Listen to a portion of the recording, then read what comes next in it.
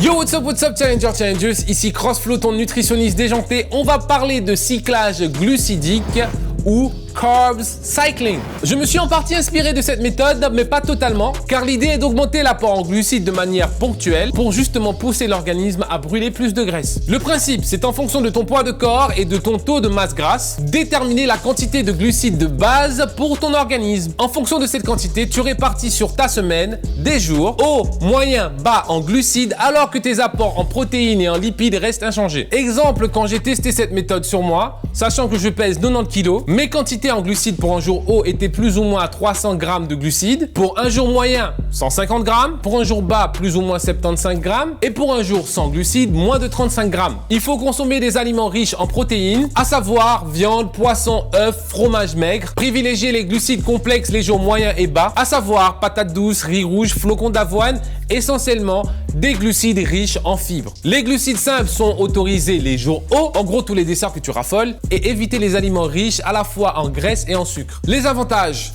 tu continues à atteindre ton objectif tout en ayant des moments où tu peux manger du sucre, si bien entendu tu maîtrises ton réservoir calorique. Les inconvénients, cela t'oblige un peu plus de logistique, car tu vas devoir faire attention à tes quantités de glucides sur un jour haut, moyen et bas. Et ça, de toi à moi, c'est un peu relou quand même. C'était Crossflow Nutrition, ton nutritionniste déjanté pour te permettre d'atteindre quel que soit l'objectif tout en mangeant mieux. Je te donne rendez-vous pour la prochaine vidéo et d'ici là, rappelle-toi que si moi je peux, toi tu peux certainement plus. Si tu me contactes, t'en sauras forcément beaucoup plus.